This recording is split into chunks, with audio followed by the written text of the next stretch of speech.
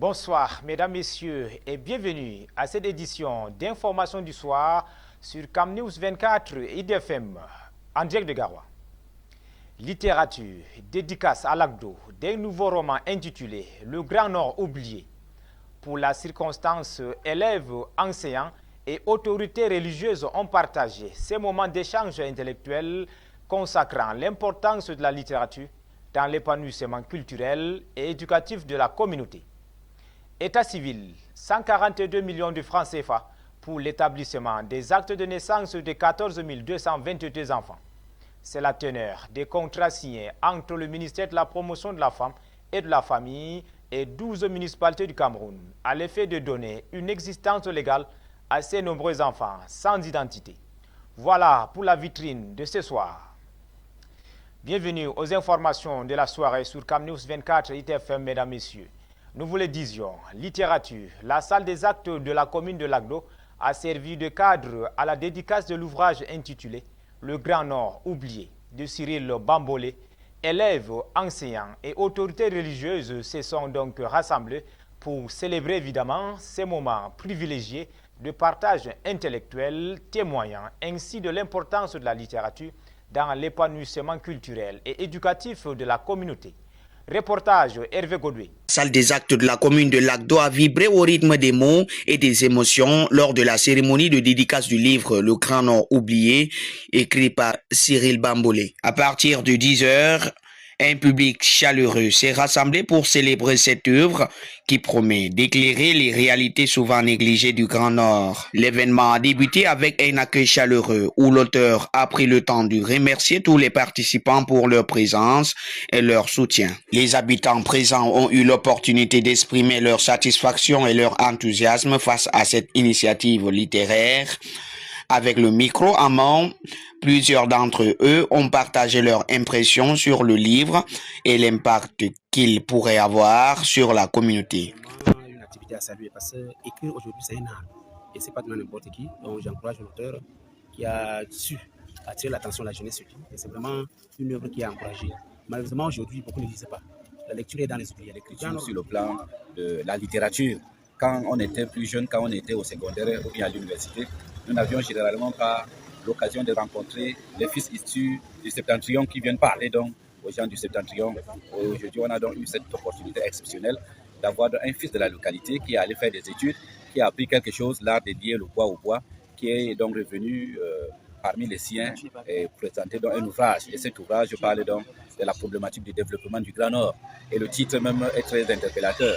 Le Grand Nord oublié, ça veut dire que c'est un ouvrage qui interpelle les uns et les autres, les élites du Grand Nord, les hommes politiques, tous ceux qui s'intéressent à la recherche sur le Grand Nord et tous ceux qui sont également amoureux du Grand Nord. La cérémonie s'est poursuivie par une séance de dédicace où les lecteurs ont pu échanger avec Cyril Bambolé, poser des questions sur son inspiration et recueillir leur exemplaire dédicacé. Les sourires étaient omniprésents, témoignant de la joie partagée autour de cette célébration littéraire. Cette cérémonie de dédicace a non seulement été un moment fort pour Cyril Bambolé, mais aussi une véritable fête pour la culture locale. Le Grand Nord oublié s'annonce comme une œuvre essentielle pour redécouvrir et valoriser les richesses du Grand Nord. Mesdames, Messieurs, nous vous le disions, État civil, 142 millions de francs CFA pour l'établissement des actes de naissance de près de 15 000 enfants.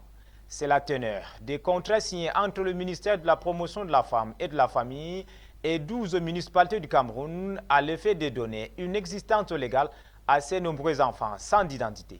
Ghislain Kounga.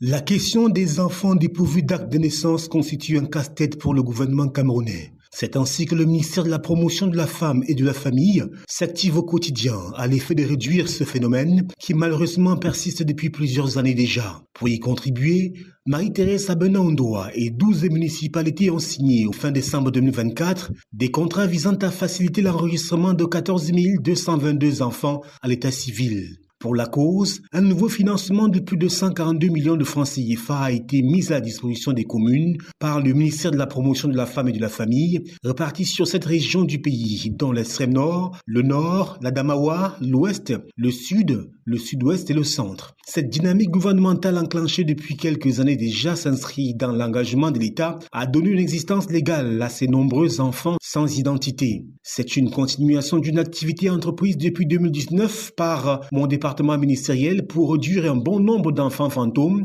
Nous avons commencé à travailler directement avec les municipalités pour réduire le nombre d'enfants sans acte de naissance dans notre pays. Et pour cela, pour le compte de l'exercice 2024, 142 220 000 francs CFA a été dédié à cet exercice pour réduire le nombre d'enfants sans existence légale, a fait savoir Marie-Thérèse Abena-Ondoa au cours de la cérémonie de signature des 10 contrats. Cette initiative d'identification massive des enfants n'est pas inédite, car en 2022 déjà, 6 communes avaient bénéficié d'un budget de plus de 88 millions de francs CFA pour sortir 11 000 enfants de l'anonymat en leur établissant des actes de naissance. C'est dire que le phénomène est profond et la dynamique doit être soutenue pour un meilleur résultat final. Pour rappel, en 2019, l'an dénombrait, selon un rapport du Bureau national d'état civil BUNEC, 1,9 million d'enfants sans acte de naissance, avec un gouffre dans la région de l'extrême nord où plus de 400 000 enfants étaient identifiés. Une situation déplorable dont les causes découlent, selon les autorités, des conséquences des violences liées aux activités du groupe terroriste Boko Haram dans la région de l'extrême nord, provoquant des déplacements massifs des familles et la perte de documents administratifs au rang desquels des actes de naissance.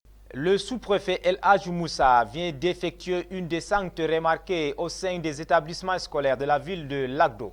Accompagné du maire de la commune et des dignitaires religieux, il s'est rendu sur le terrain dans le seul but de s'assurer du démarrage effectif du deuxième trimestre de l'année scolaire en cours. Boubacar Adama. Lundi 6 janvier 2024, le sous-préfet de l'arrondissement de Lagdo, El Hadji Moussa, a effectué une descente dans plusieurs établissements scolaires de la ville pour s'assurer du démarrage effectif du deuxième trimestre dans son unité de commandement. Une démarche proactive visant à garantir que les élèves et le personnel éducatif soient prêts pour une nouvelle année académique. La journée a débuté au lycée classique de Lagdo, où le sous-préfet a été chaleureusement accueilli par les enseignants et les élèves. Il a ensuite poursuivi son tour dans divers établissements, notamment le collège polyvalent Mounouné, école maternelle, au lycée bilingue et au lycée technique de Lagdo. El Hadji Moussa a souligné l'importance de l'éducation dans la construction d'un avenir meilleur.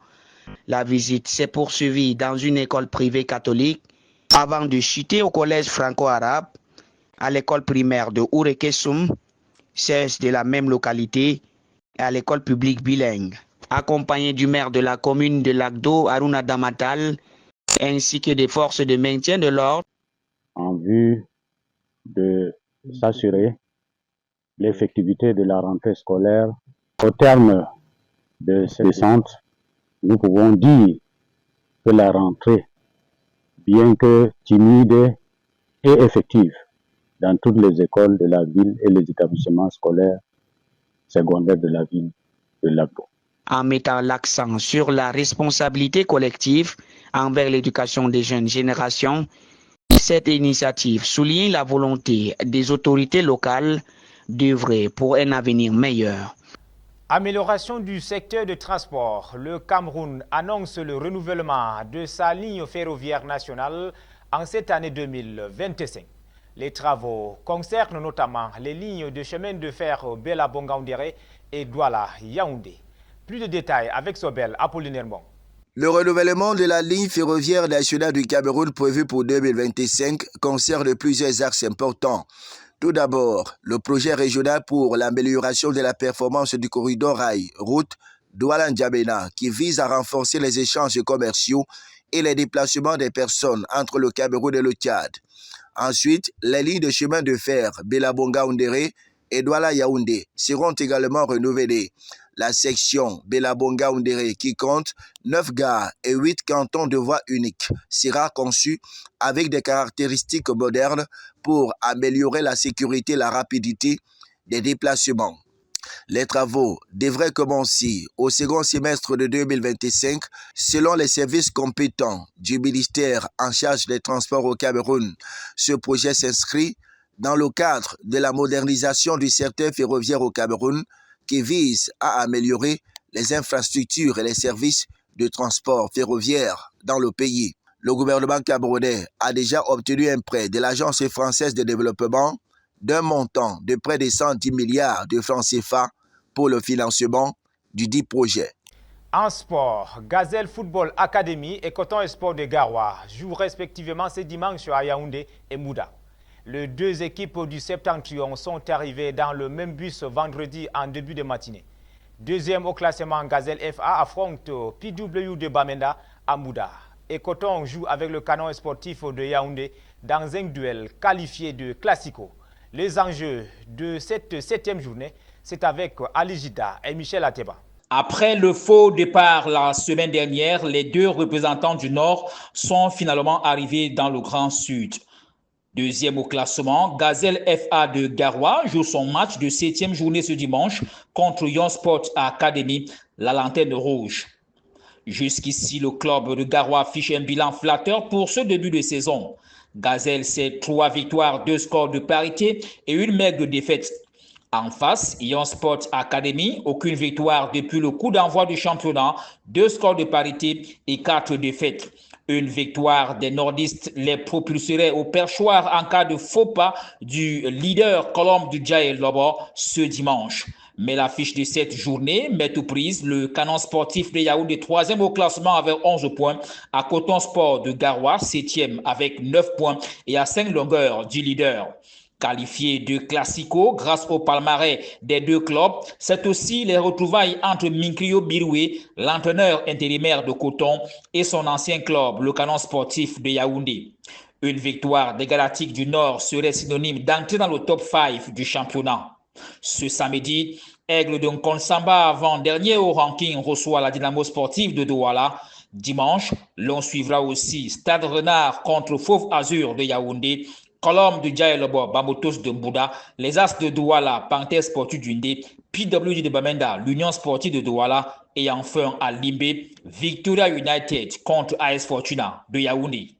C'est officiel et c'est une grande première pour le mouvement sportif national et africain.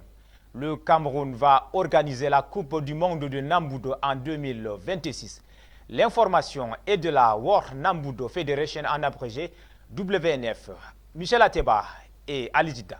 Une annonce qui confirme la sortie de Maître Justine Difo, présidente de la Fédération camerounaise de Nambudo, le 18 décembre dernier. Lors du lancement d'un stage international couplé à l'ouverture de la saison sportive à Bafoussam, la présidente annonçait l'organisation de la Coupe du Monde de la discipline à Yaoundé au Cameroun en 2026. C'est le deuxième grand rendez-vous après les championnats d'Afrique de Nambudo organisés en 2024 au Cameroun. La compétition a permis aux athlètes camerounais de rafler 20 des 22 médailles en or mises en jeu. Fort de ce succès et celui de l'organisation, le Cameroun a choisi de capitaliser les acquis et se positionner à l'organisation de la Coupe du Monde. La diplomatie camerounaise incarnée par le chef de l'État et suivie sur le terrain par le ministère des Sports et de l'Éducation physique a porté ses fruits. Yaoundé sera le centre du monde du Nambudo du 1er au 4 octobre 2026 grâce à la présence des meilleurs de cette discipline. Créé en 1978 par le grand maître Yoshinao Nambu, décédé en 2020, le Nambudo est un art martial dérivé du karaté. C'est une discipline qui est basée sur l'esquive et est composée de 3 branches. Les techniques de combat, encore appelées Budoho, les techniques de santé, encore appelées Kidoho, et enfin les techniques de développement de soi, encore appelées Noryokukai Hatsuho. Voilà, mesdames, messieurs, c'est sous cette note de la Coupe du Monde de Nambudo en 2026 qui va d'ailleurs organiser le Cameroun que nous mettons un terme définitivement à cette édition d'information du soir sur Cam News 24 IDFM en direct de Garoua. Merci de nous avoir regardés et passez une agréable soirée.